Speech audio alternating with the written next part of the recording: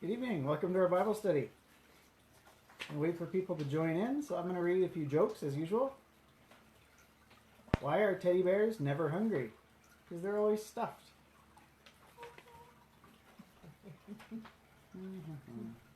What's the difference between ignorance and apathy? I don't know, and I don't care. Oh, I see Tina. Hi, Tina. This morning, my boss told me to have a good day. Who am I to argue? I thanked him and went back home. Oh, there's Rick. Hi, Rick. I think that is just Rick tonight. Okay, why did the fugitives escape to Canada? They had nowhere else to run to. Toronto. I said it wrong because I was trying to say it funny. Didn't work.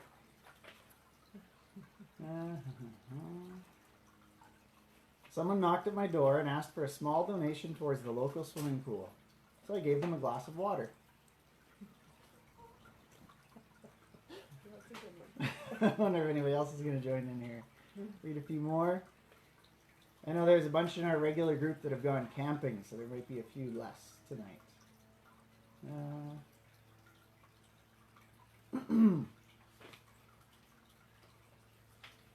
Knock, knock. Who's there? Hawaii. Hawaii who? I'm fine. Hawaii you. I don't know if I get that one. Oh, there's the Fisks. Hi, Fisks. What does a house wear? A dress.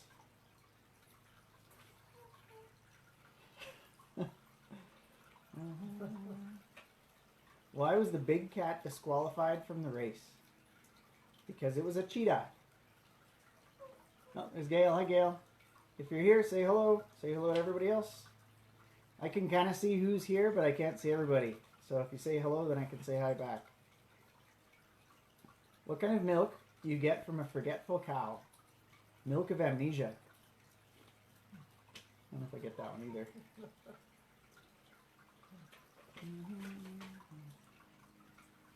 Okay, this will be the last one, I think. Okay. There's an explosion at a cheese factory in France. Debris everywhere. Okay, I'll leave it at that. Enough bad jokes for tonight. So, I'm starting with a study tonight. Hopefully you can see my little craft activity here. We'll see how this goes. I'm not sure how it's going to work. I practiced a little bit, but not too much. Let me shift over a little bit. So, I want you to imagine this as being your emotions. We got two little tiny volcanoes here. And imagine this as being kind of your emotions. Right now, everybody's happy. You know, the little figures are all sitting around here enjoying themselves. You got little pirates everywhere. They seem to be falling down a little bit. Everybody's happy. They're on their green grass with their nice little volcano. But the lava's down below, so everybody's quite happy. Everybody's doing really well. But then, when I add this special ingredient, I'm going to do now, we're going to see what happens to our emotions. So this is some sort of trigger of some sense. And we're going to see what happens over here. So everybody's happy, everybody's doing well. And we have an explosion. And it destroys our volcano almost. It's made out of a coffee filter. Okay, so we have this. This is what happens sometimes. If a volcano's erupting, the lava's kind of coming up from below, so there's pressure building. Everybody around is kind of happy when it's still down inside. And if there is no trigger, you know, if everything's nice and calm, there's no pressure around, and then the pressure starts to build. You know, the people outside might not notice, but then when you get to the point where the pressure's too much, then it explodes. And our emotions sometimes do that. We have anger. We have things where things make us really mad. You know, things kind of bubble up to the top, and then really people get affected. There's one guy on the backside here, you got all covered in the lava, a little green bubbly lava. You know, so people are affected by this. You might feel uncomfortable, you might not feel super happy about things. And sometimes I wonder, can this be stopped? Often people think of anger as just this emotion that you have absolutely no control over. If you get angry about something, then it's a justifiable reason for you to react in a certain way. These guys might be running away if they're actual real things. If they see something coming, they might run away. If you're angry, if you're the volcano and you're exploding, you have that right. That's what many people think. They have the right to kind of blow up. So I'm going to try on the second little volcano here. I'm going to try to stop it. I'm going to try. This is something I haven't rehearsed at all. I have no idea if this is going to work or not. But we're going to try to stop the volcano from erupting. We'll see if this works. I have no idea. I've got something else here. Try to see if this works. So I'm going to be kind of fast. So it goes in. And it sort of stopped. Not really. But sort of. So that was my little experiment to see. Because sometimes anger can be controlled. That's what we're going to kind of look at tonight. And I want to start with a question. And again, this is a study where I want discussion, hopefully, if people can comment on the Facebook post. The first question I have is, why do we get angry? Why do we have this outburst of emotion? Why do we have this feeling that we have there? We just turn red and we explode. We have anger. Why does this happen?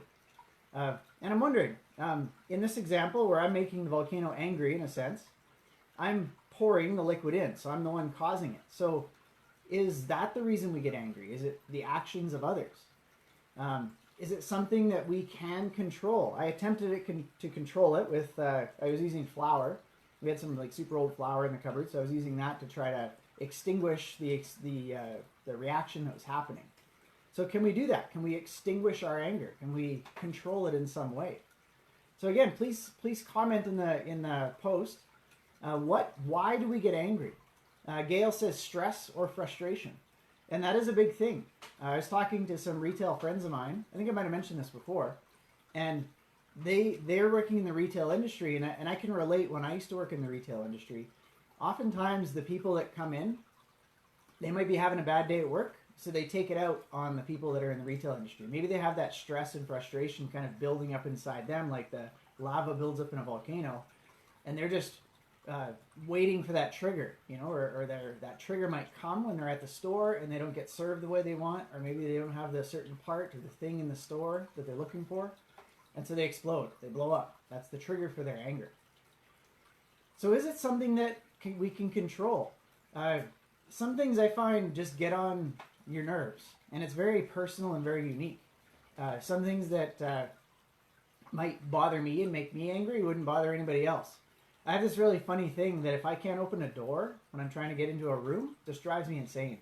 So if there's something blocking behind, sometimes we get towels in our bathroom that are blocking the door. And I'm like, that just drives me nuts. Or somebody's shoes are in front of the door when I come home from work. And I try to get in and I push the shoes and it just makes me angry. So there's things like that that just frustrate us. That might not bother you whatsoever, but it bothers me.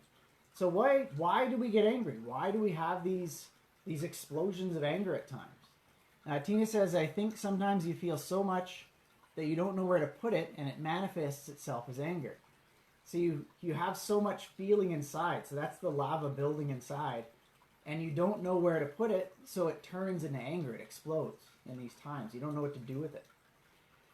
It's one of those things that is very difficult to kind of handle. If you go to James chapter 1, we're going to look and see what the scriptures talk about this. I'm going to shift this out of the way.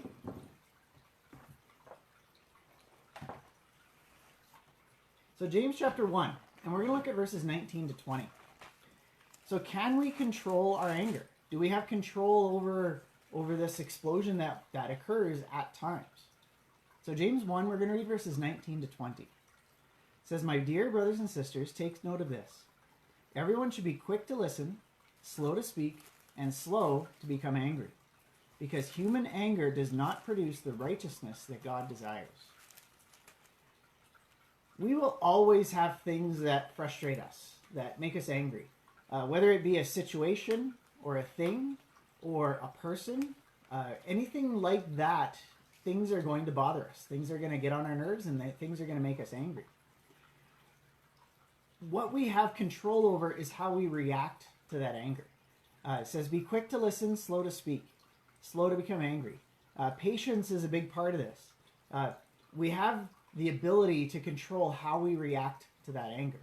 And it's a very tricky, difficult thing. The scriptures recognize that anger is something that we are going to have. It's not wrong to have that anger. Depending on how we deal with that anger and how we react to that anger is where we can go wrong, where we can kind of misstep. Tina mentions she also thinks hurt feelings manifest as anger. It's a really good point to show that there's lots of things that happen to us and lots of feelings that we feel inside that may not be angry or angry feelings, but they manifest. They're shown as anger feelings. Something might be bothering you that's totally unrelated to the situation that made you angry.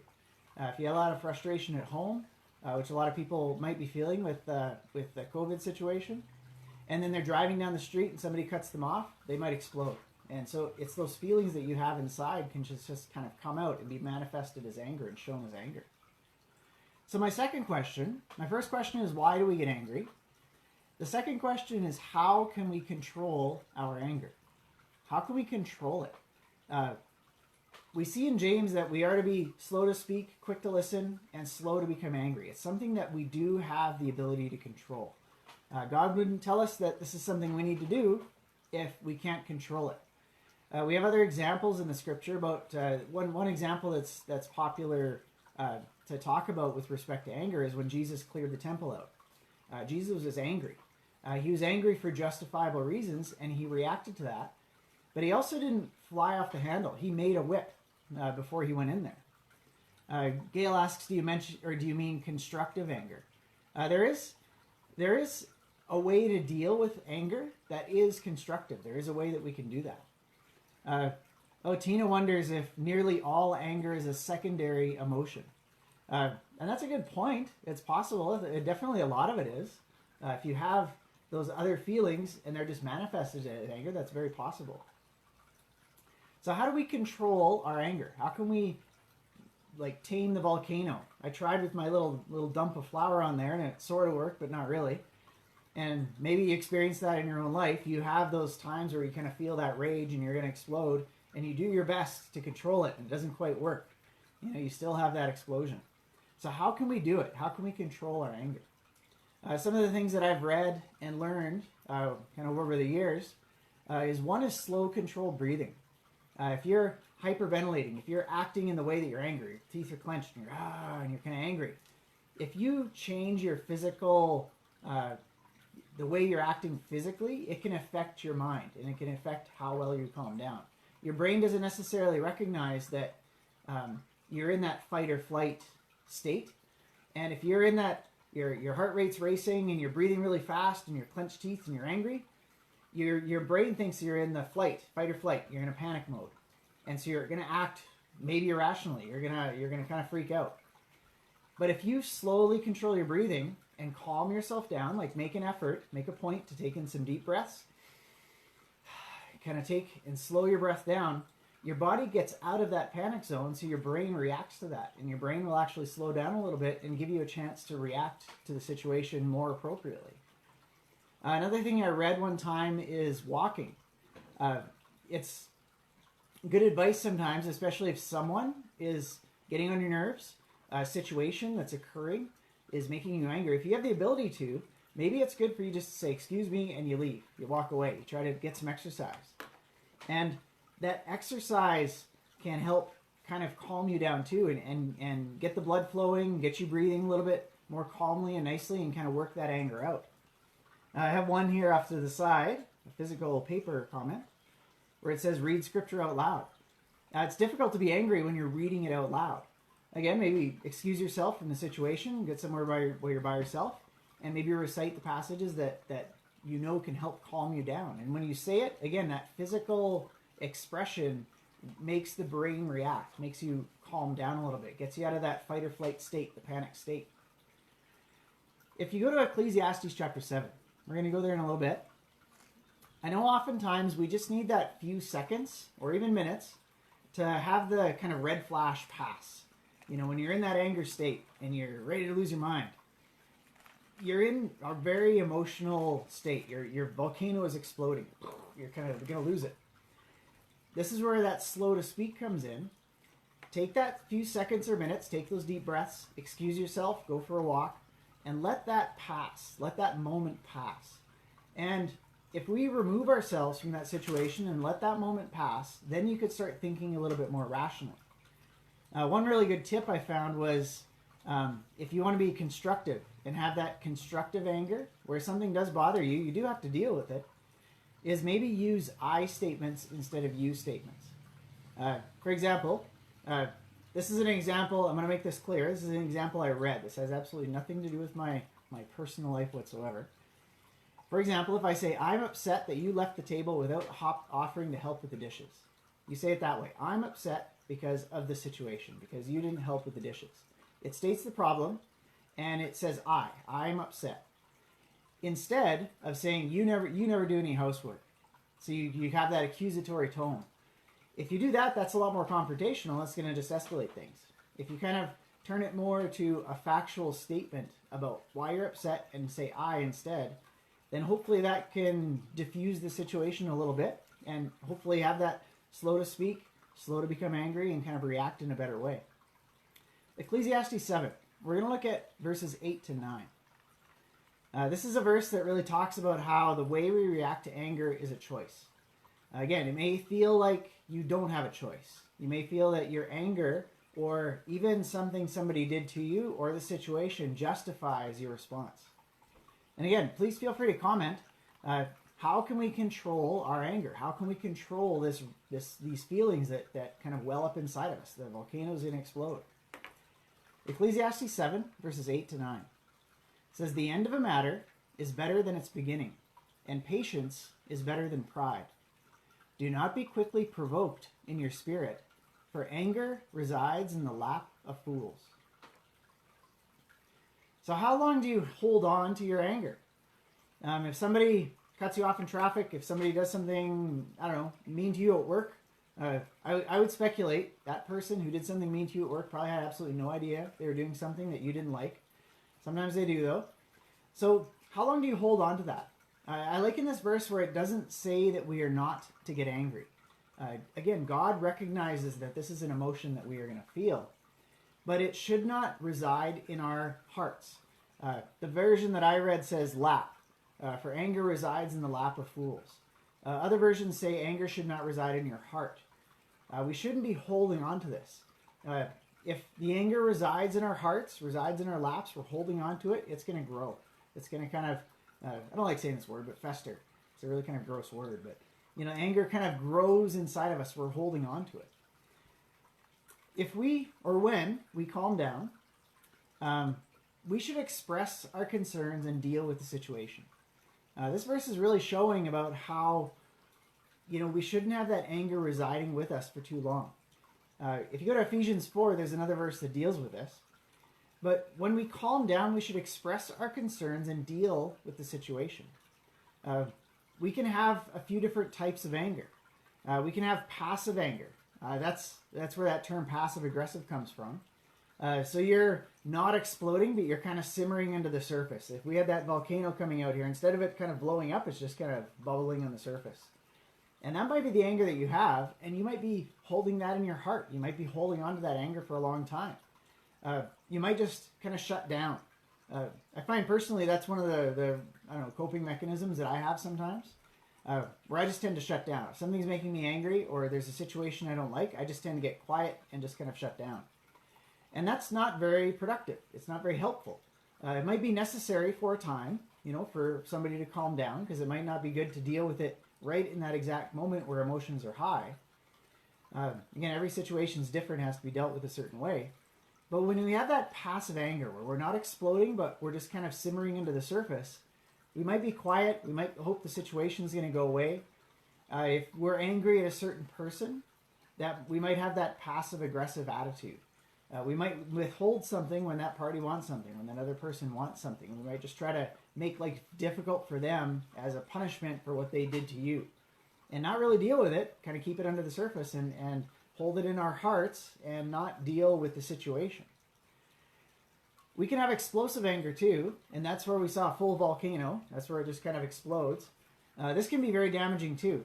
This is where at times it can be abusive. You can get into those situations where if somebody is really angry and that anger really explodes out of them, they can do things that they really regret and are lifelong consequences.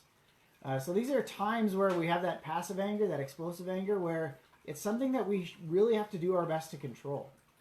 If you go to Ephesians 4, we're going to look at verses 26 and 27. This is another verse that kind of talks about how we need to deal with our anger. And we can deal with our anger in a healthy way. We can deal with it in a positive way. We can turn our anger into a positive thing. So Ephesians 4, 26 and 27. It's a pretty popular verse that many might be familiar with. It says, "In your anger, do not sin. Do not let the sun go down while you are still angry. And do not give the devil a foothold." We have to face this thing that's making us angry.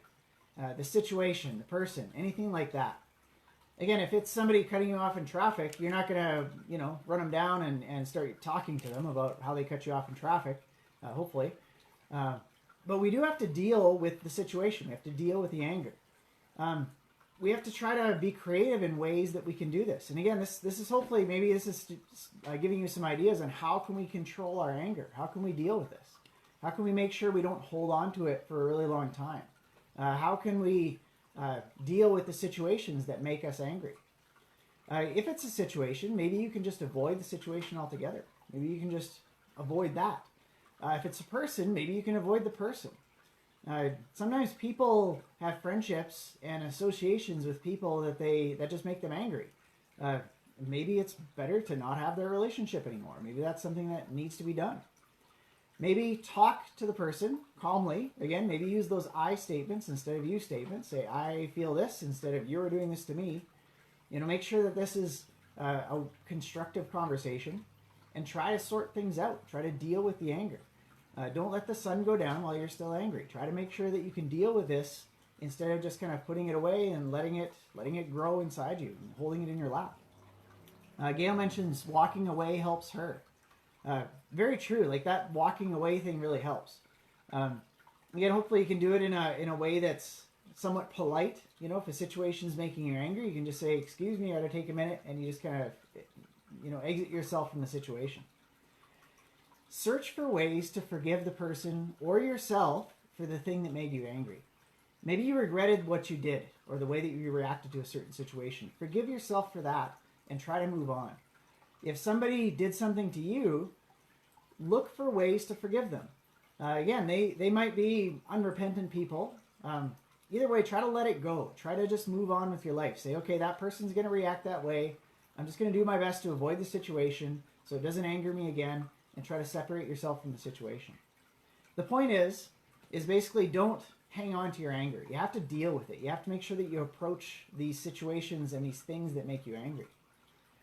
Gail says that's what she's told at work by HR. So wise people at HR. Vacate yourself or exit yourself from the situation if somebody's making you angry.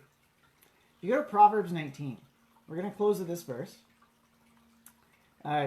I love the Proverbs, and this is a good one too, where it talks about a good way to deal with anger. So Proverbs 19 and verse 11. It says, "A man's discretion makes him slow to anger, and it is his glory to overlook a transgression." So our discretion can help us be slow to anger. Different translations of that word discretion: insight, understanding, wisdom. A man's wisdom makes him slow to anger. A man's understanding makes him slow to anger. Oftentimes, when you're kind of closed-minded and you think these are the way things should be, these are the ways people should react, whenever those things don't kind of live up to your expectations, that might just make you angry. If you have understanding that you are not the center of the universe, people are going to react the way they react, and regardless of the way they react around you, it's up to you to be responsible enough to control how you react to that situation. Understand that you don't have control over them. They are going to do what they do. If you have that wisdom, that insight, that understanding, try to be creative and wise in possible solutions to what made you angry. Especially when you think the source of anger is somebody else's actions. That's such a common thing that you say, this person did that, so I'm angry, so I'm going to react this way, and I'm absolutely justified in doing that. I don't want to, debate one way or the other if you actually are justified, because you might be. There are ways, though, to stem that a little bit. If there's times that you react in those ways that's not justified, you still have to treat people with respect. You still have to make sure that you don't abuse people, verbally, physically, in any way. These are things that you have to control. You have to control the way you react. Some creative things that I read. Again, these are examples that I read that I thought were really interesting. Does your child's messy room drive you crazy? Does it make you angry? Close the door. You don't have to look at it. Try to move away from those things. Is your associate or person late for dinner every night? Partner, wife, spouse, anything like that. Are they late for dinner every night? They stay late at work or whatever. Schedule the meals later. Maybe only have a meal that's scheduled 2 or 3 times a week. Try to adjust your situation into a way that you are not angry anymore or angry a lot less. Tina says most times a conversation with whoever you're upset with totally diffuses the situation. And that's 100% true. I'm of the, in my experience, oftentimes when you feel somebody did something to you and you're angry about it, or vice versa, or maybe in both ways, once you talk about it and say what you think, just about always it's a miscommunication about something. They thought that you were doing something for some reason and you weren't. You had absolutely no idea. And so they're mad about it. There's so many things that are just miscommunications. If you just bring it up and say, I felt angry when you did this, they'd be like, oh, sorry. I know that's hopefully would be my response in a lot of situations. Or at least try to adjust behaviors to make this situation more affable, so people are less angry at one another. Tina says a conversation won't work too well with me because I'm usually mad at my badly behaving computer. So am I. The one thing that, in my computer, the one thing that drives me insane, again, it's kind of like the doors. Like if things don't operate the way they should operate and it's a physical item, that's what kind of gets under my skin. And if I'm trying to change the name of a folder and it's not working and I'm doing everything I should be doing so it should work and it's still not working, it just drives me crazy. I sometimes just do something totally different for a while. Say, okay, it's not going to work now, and I do something else. And come back later and then try to fiddle around with it later. But it's that idea of exiting yourself from that moment where you kind of are feeling that red, you're feeling the rage. If you exit yourself away and let that settle down, you can come back and you can deal with the situation a lot more calmly.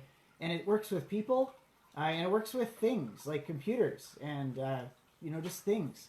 I know when I was doing university, doing studies, and I'd have a certain problem that I had to figure out.